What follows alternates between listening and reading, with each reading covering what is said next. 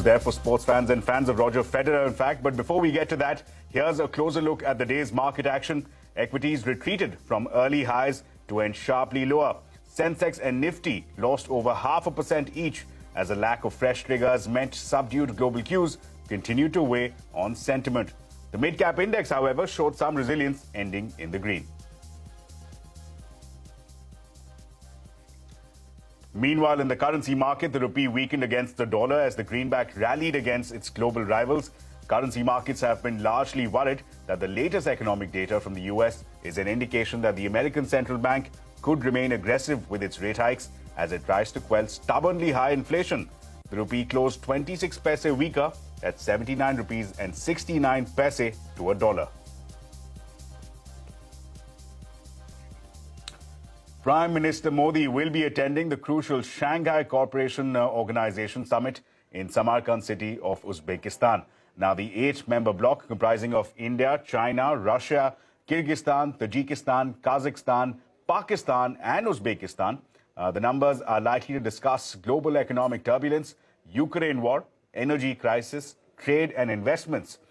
Prime Minister Modi is set to hold bilateral talks with Russian President Vladimir Putin and Iranian President Ibrahim Raisi. However, there is no official word if he will hold separate talks with Chinese counterpart President Xi Jinping and Pakistan's Prime Minister Shehbaz Sharif. However, this will be the first time that Modi and Xi Jinping will face each other after the border dispute of 2020. Meanwhile, Xi Jinping and Russian President Putin met in person on the sidelines of the summit for the first time after the Ukraine war. Putin reportedly thanked Xi for China's balanced stance on the Ukraine invasion, accusing the USA of provocation in the Taiwan Strait. Xi called Putin an old friend, saying that China was willing to work with Russia to demonstrate the responsibility of big powers to instill stability and positive energy in a world of chaos.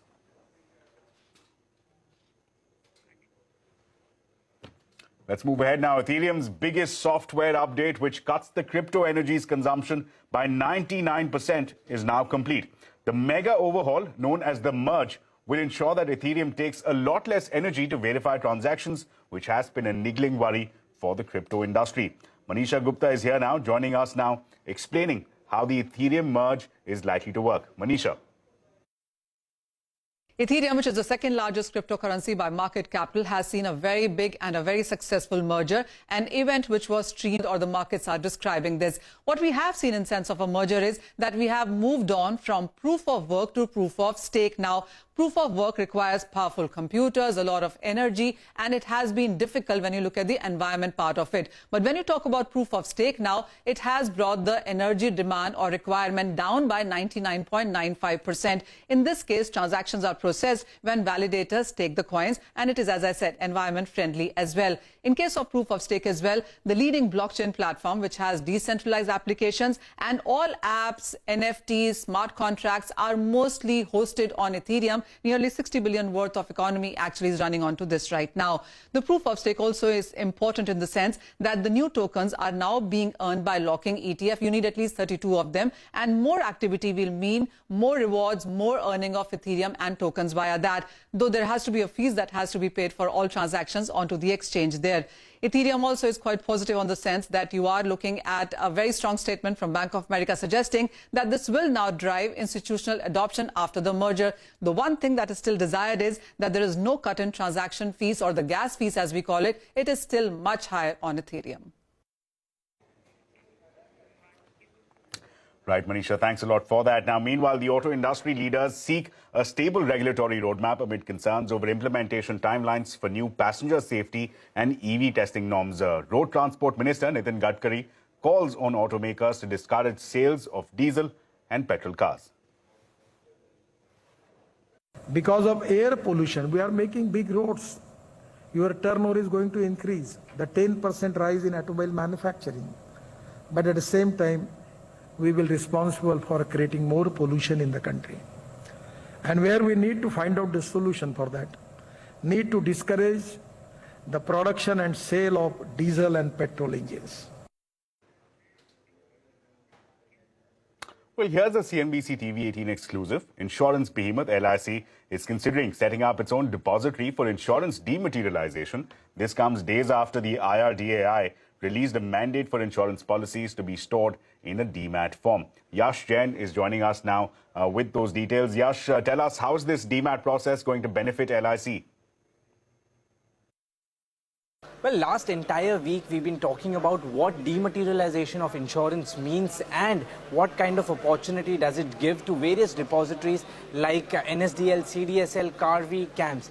And it's exact that opportunity which the largest life insurance company in India, that is LIC, has also acknowledged. What sources tell us is that LIC is looking at putting together its own depository, which would be for the purpose of dematerialization of insurance policies.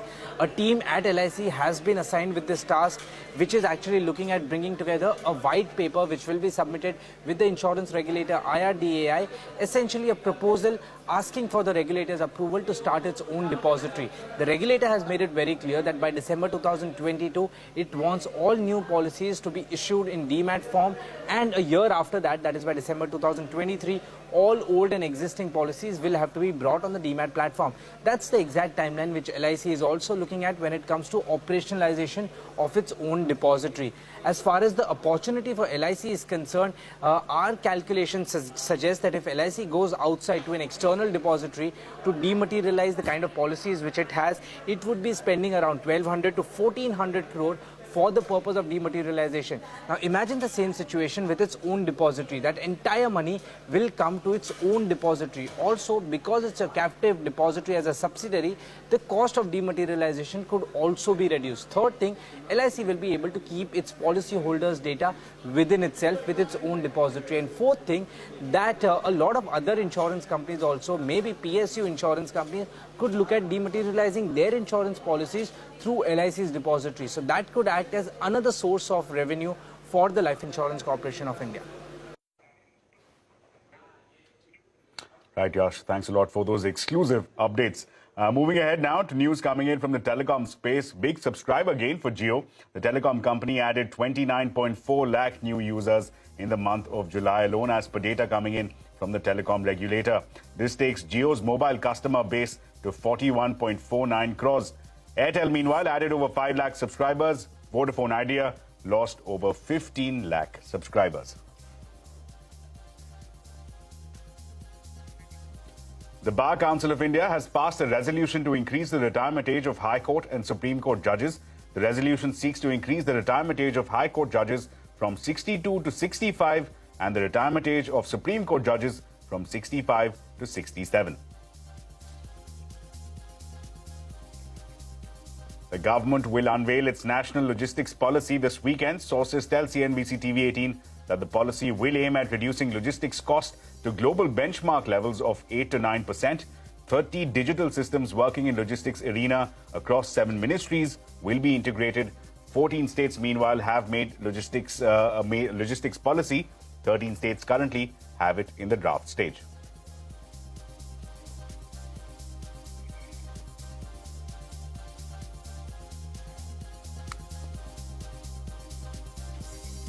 The 48th meeting of the GST Council is not likely to take place in September either. Sources say the latest postponement to a meeting originally scheduled for the first week of June is due to delays in report submissions by various groups of ministers.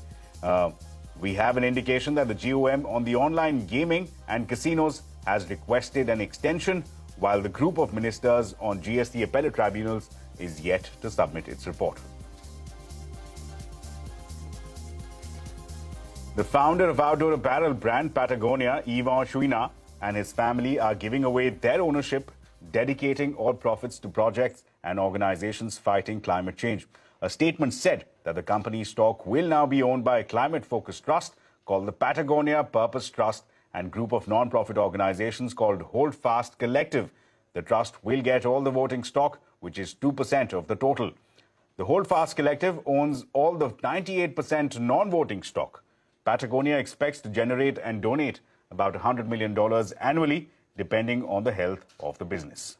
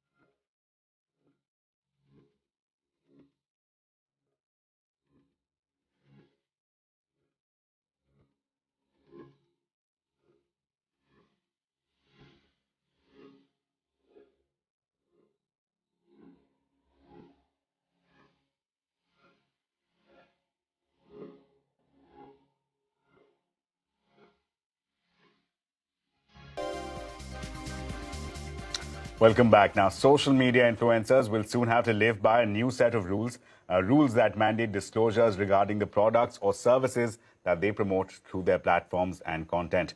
Now, CNBC-TV18 Shilpa Rani Petta finds out what this could mean for an industry that's in its nascent stage, yet is growing rapidly. The next time you watch content from your favorite social media influencer, look out for some additions to the screen in the form of disclaimers. Forgetting the hashtag ad or hashtag sponsored for paid brand promotions could soon become a costly problem for social media influencers. The government is set to regulate social media influencers, making it mandatory to disclose paid associations with brands, and failure to do so could attract fines ranging between 10 to 50 lakh rupees, and repeat offences could lead to a ban of up to 3 years. These government regulations come close on the heels of similar guidelines laid down by advertising regulator ASCI, and experts say they're long overdue. According to the INCA Influencer Marketing Report, India's influencer marketing industry was valued at 900 crore rupees in 2021 and pegged to grow 25% to 2,200 crore rupees by 2025. That's because 100% of the marketers who participated in the survey said influencers are their number one choice. And in many cases, budgets for influencer marketing has jumped by 25 to 36%. This means influencers are now becoming brand ambassadors, making anywhere up to $65,000 a month, depending on follower count. And a bulk of this comes from brand promotions. And the rules are generally being welcomed. Back in the day when we want to declare it to our audiences that if in case it was an advertisement, brands would be very, very hesitant because they would feel that it would lose that organic sense of marketing that in the past is what was known as the influencer's magic. And with the guidelines, we now saw that the brands themselves were asking us as influencers to put all the necessary notifications and declarations so that the consumers are protected. And I think in general, this adds in a lot of responsibility to influencers and the work that we are doing, which in no way is a negative. Most of the brands have been recognizing the importance of being upfront and truthful with their consumers by specifying that this is a piece of content which has been specifically targeted at a certain audience. I think it's been taken quite well and in a positive light. It's actually a win-win that we have now tags saying that this is a sponsored content or it's an advertisement. So one, the brand is being very upfront and truthful with the consumers. Second, consumers know that this is a sponsored content and consciously they are trying to engage with such content. The regulations aren't entirely new, but with the industry still at a nascent stage, many believe steep fines that could range up to 50 lakh rupees is rather harsh, especially on some of the less established influencers.